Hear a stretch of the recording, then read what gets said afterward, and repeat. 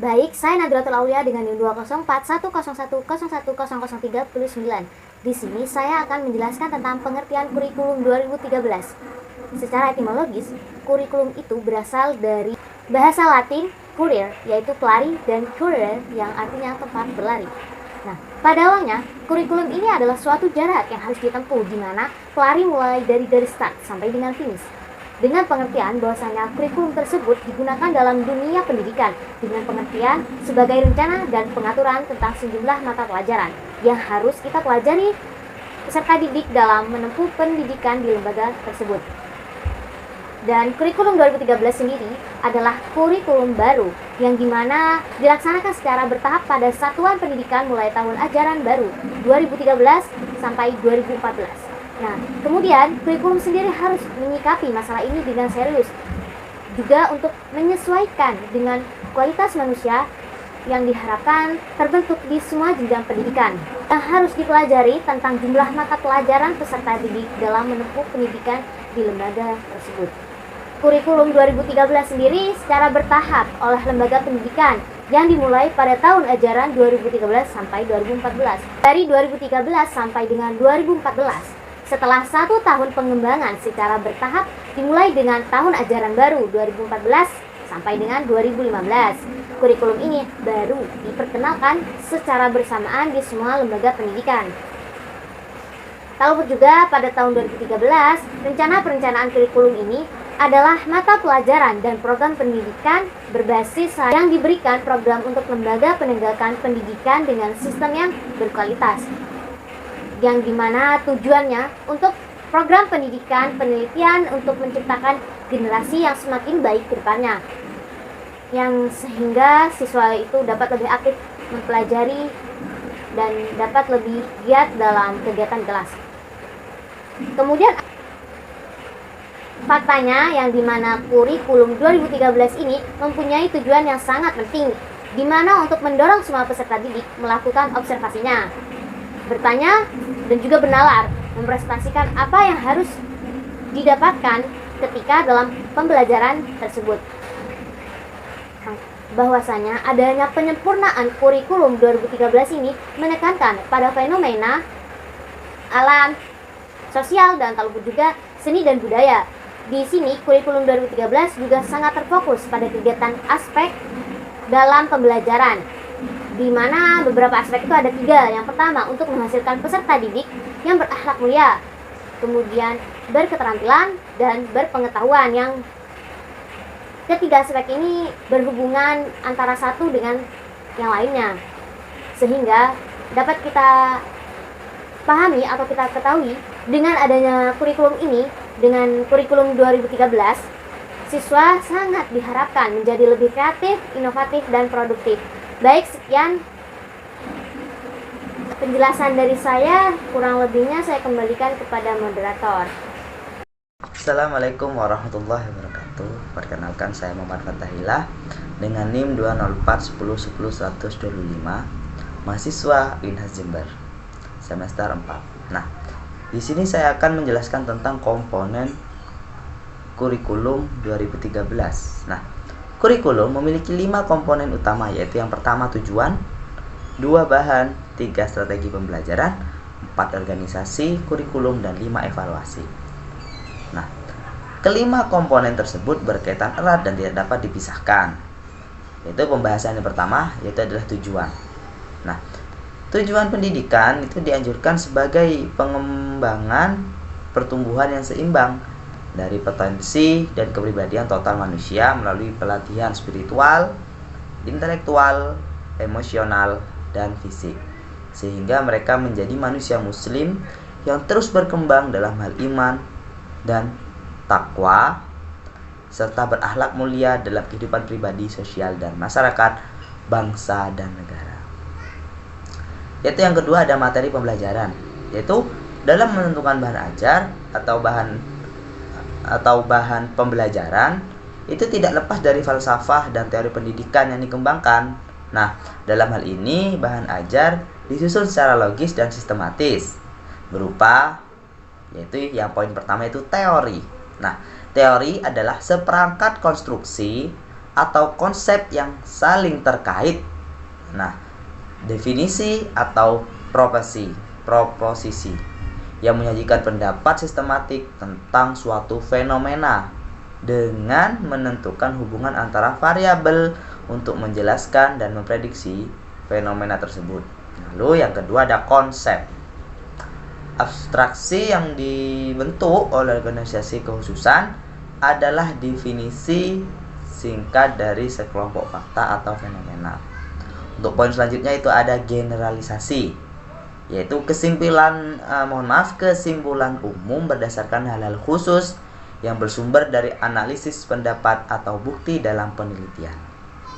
Selanjutnya ada prinsip, yaitu gagasan utama pola skema dalam materi yang mengembangkan hubungan antara beberapa konsep. Lalu selanjutnya ada prosedur, yaitu serangkaian langkah berurutan dalam materi pelajaran yang harus dilakukan siswa, ya. Nah, secara garis besar dapat dikatakan bahwa bahan ajar adalah pengetahuan, keterampilan, dan sikap yang harus dikuasai siswa agar memenuhi standar kompetensi yang diterapkan. Lalu ada strategi pembelajaran. Nah, strategi pembelajaran itu yaitu strategi pelaksanaan kurikulum digambarkan dengan metode pengajaran. Seperti itu. Lakukan penilaian, pelaksanaan bimbingan dan konseling, dan menyelenggarakan kegiatan sekolah secara keseluruhan. Metode pelaksanaan pengajaran meliputi metode penyajian yang berlaku untuk masing-masing bidang studi, termasuk metode-metode pengajaran dan alat pembelajaran yang digunakan. Dalam hal ini, guru dapat menerapkan banyak kemungkinan untuk menentukan strategi pembelajaran, dan setiap strategi pembelajaran memiliki kekuatan dan kelemahannya masing-masing.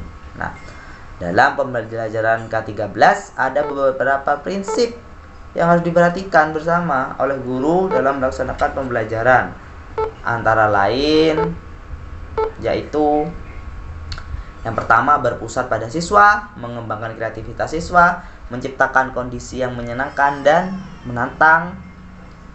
Ada lagi mengandung nilai etika, estetika, logika, dan kinestetik. Lalu memberikan pengalaman belajar yang beragam melalui penerapan berbagai strategi dan metode belajar yang menyenangkan, kontekstual, efektif, efisien, dan bermakna. Untuk poin selanjutnya yaitu ada organisasi kurikulum. Nah, keberagaman pandangan yang mendasari pengembangan kurikulum memunculkan keragaman dalam organisasi kurikulum.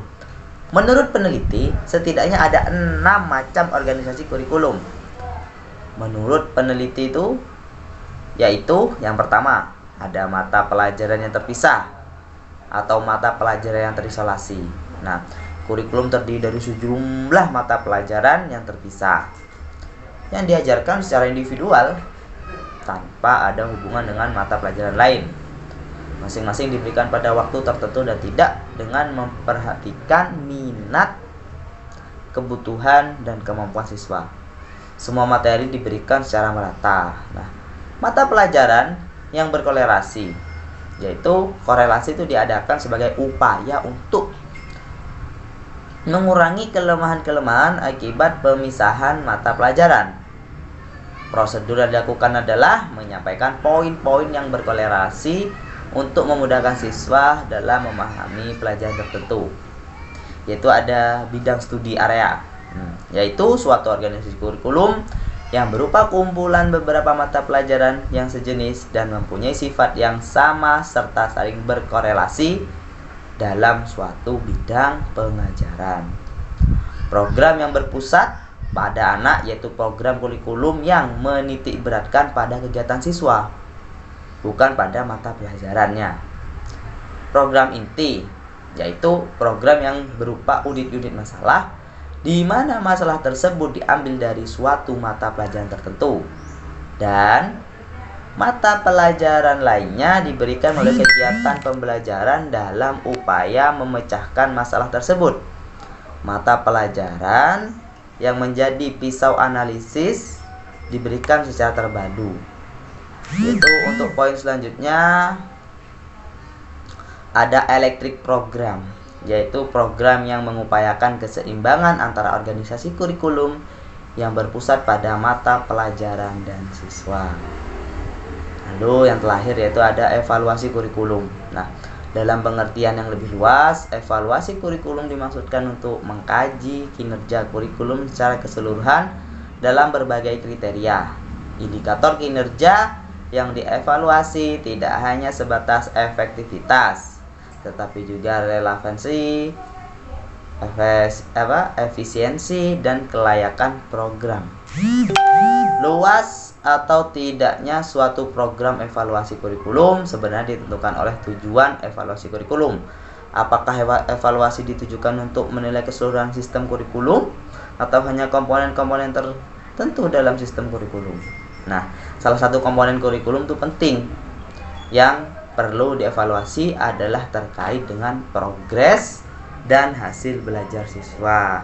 Demikian pengertian serta penjabaran dari saya yang dapat saya sampaikan. Kurang lebihnya mohon maaf. Saya akhiri. Wassalamualaikum warahmatullahi wabarakatuh. Assalamualaikum warahmatullahi wabarakatuh. Perkenalkan, nama saya Ahmad Siddiq Rizal Rakiki, NIM 2011 01010021. Di sini saya akan menjelaskan tentang konsep kurikulum 2013. Kurikulum merupakan sebuah sistem yang tersusun dalam beberapa komponen, di mana antara komponen satu dengan lainnya memiliki hubungan yang menunjang satu sama lain. Kurikulum memiliki 5 komponen, yaitu tujuan, materi, strategi pembelajaran, organisasi kurikulum, dan evaluasi. Yang pertama, tujuan dalam perspektif pendidikan nasional.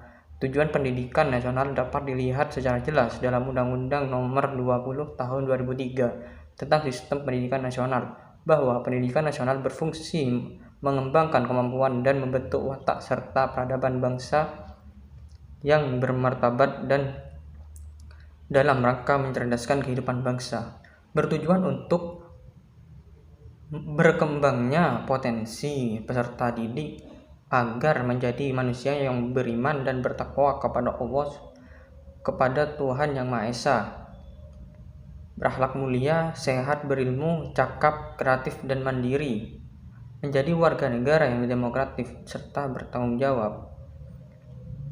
Perumusan tujuan kurikulum sangat terkait erat dengan filsafat yang melandasinya.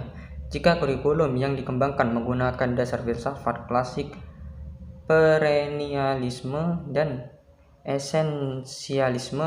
eksistensialisme sebagai pijakan utama, maka tujuan kurikulum lebih banyak diarahkan pada pencapaian penguasaan materi dan cenderung menekan pada upaya pengembangan aspek intelektual atau aspek kognitif. Yang kedua, materi pembelajaran. Dalam menentukan materi pembelajaran atau bahan ajar tidak lepas dari filsafat dan teori pendidikan yang dikembangkan seperti telah dijelaskan di atas, bahwa pengembangan kurikulum yang didasari filsafat klasik, perennialisme, esensialisme, eksistensialisme, penguasaan materi pembelajaran menjadi hal yang utama. Dalam hal ini, materi pembelajaran disusun secara logis dan sistematis dalam bentuk teori, konsep, generalisasi, prinsip, prosedur, fakta, istilah, contoh atau ilustrasi, definisi, dan preposisi. Yang ketiga, strategi pembelajaran berdasarkan pemaparan di atas, bahwa dilihat dari filsafat dan teori pendidikan yang melandasi pengembangan kurikulum, terdapat perbedaan dalam menentukan tujuan dan materi pembelajaran. Hal ini tentunya memiliki konsekuensi pula terhadap penentuan strategi pembelajaran yang akan dikembangkan. Apabila yang menjadi tujuan dalam pembelajaran adalah penguasaan informasi intelektual, bagaimana yang banyak dikembangkan oleh kalangan pendukung filsafat klasik dalam rangka pewarisan budaya atau keabadian. Strategi pembelajaran yang dikembangkan akan lebih berpusat kepada guru, Guru merupakan tokoh sentral di dalam proses pembelajaran dan dipandang sebagai pusat informasi dan pengetahuan, sedangkan pendidik hanya dianggap sebagai objek yang secara pasif menerima sejumlah informasi dari guru. Yang keempat, organisasi kurikulum. Beragamnya pandangan yang mendasari pengembangan kurikulum memunculkan terjadinya keberagaman dan mengorganisasikan kurikulum. Setidaknya terdapat 6 ragam peorganisasian kurikulum, yaitu yang pertama, mata pelajaran terpisah. Yang kedua, mata pelajaran berkorelasi. Yang ketiga, bidang studi. Yang keempat, program yang terpusat pada anak. Yang kelima, inti masalah. Yang keenam, eclectic program. Yang kelima, evaluasi kurikulum. Evaluasi merupakan salah satu komponen kurikulum dalam pendidikan terbatas. Evaluasi kurikulum dimaksudkan untuk memeriksa tingkat ketercapaian berbagai tujuan pendidikan yang ingin diwujudkan melalui kurikulum yang bersangkutan. Sedangkan dalam pengertian yang lebih luas, evaluasi kurikulum dimaksudkan untuk memeriksa kinerja kurikulum secara keseluruhan. Bismillahirrahmanirrahim. Assalamualaikum warahmatullahi wabarakatuh. Saya Melisa Purnamasari dengan NIM 204101010002. Saya akan membahas materi tentang karakteristik pembelajaran PAI di sekolah dan madrasah. Pendidikan agama Islam di sekolah pada dasarnya lebih diorientasikan pada tataran moral, yakni supaya peserta didik tidak hanya berhenti pada tataran kompeten, tetapi sampai memiliki kemauan dan kebiasaan dalam mewujudkan ajaran serta nilai-nilai agama dalam kehidupan sehari-hari. Pendidikan agama Islam di sekolah termasuk ke dalam pelajaran agama Islam yang diselenggarakan di berbagai lembaga pendidikan umum sebagai suatu mata pelajaran dengan nama pelajaran pendidikan agama Islam. Sedangkan pendidikan agama Islam yang ada di madrasah, aspek-aspek pendidikan yang semula ada di sekolah menjadi subbab mata pelajaran. Misalnya mata pelajaran Al-Quran Hadis, Akidah Akhlak, Sejarah Kebudayaan Islam, Fikih, dan Bahasa Arab. Pembelajaran pendidikan agama Islam pada hakikatnya adalah ikhtiar manusia untuk membantu dan mengarahkan fitrah manusia supaya berkembang sampai pada taraf insan yang kamil. Sifat pengajaran pendidikan agama Islam dalam kurikulum mempunyai karakteristik yang membedakan dengan pengajaran lainnya. Adapun karakteristik dari pembelajaran pendidikan agama Islam yaitu yang pertama, kurikulum PAI mempunyai dua sisi muatan. Yang pertama, sisi muatan keagamaan berisi wahyu ilahi dan sunnah Rasul yang bersifat mutlak dan berada di luar jangkauan akal dan indera manusia, di mana wahyu Allah Subhanahu wa Ta'ala dan sunnah Rasulullah Shallallahu Alaihi Wasallam berfungsi memberikan petunjuk kepada manusia dalam upaya mendekatkan diri kepadanya. Yang kedua, sisi muatan pengetahuan yang berisi hal-hal yang dapat diusahakan manusia dalam bentuk pengalaman faktual maupun pengalaman berpikir. Adapun peranan kurikulum PAI dalam hal ini ialah mengupayakan agar kedua muatan tersebut dapat lebih dipahami, dihayati, dan diamalkan dalam kehidupan sehari-hari. Dan karakteristik yang kedua yaitu kurikulum PAI mengarahkan kepada pembentukan akhlak yang mulia, di mana ajaran Islam yang bersumber dari wahyu ilahi sangat menekankan kepada umatnya agar mereka mempunyai akhlak yang mulia. Adapun kurikulum yang ketiga yaitu materi kurikulum PAI sudah ada pada setiap peserta didik sejak dari rumah. Maksudnya yaitu peserta didik yang tinggal di rumah bersama-sama dengan keluarganya sebenarnya secara langsung ataupun tidak langsung mereka sudah terisi pengetahuan agamanya. Apa yang telah dimiliki peserta didik harus menjadi perhatian guru.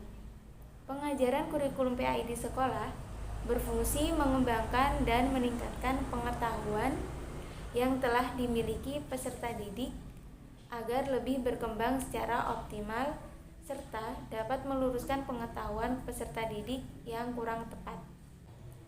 Mungkin cukup sekian pemaparan materi dari saya, kurang lebihnya mohon maaf. Wassalamualaikum warahmatullahi wabarakatuh.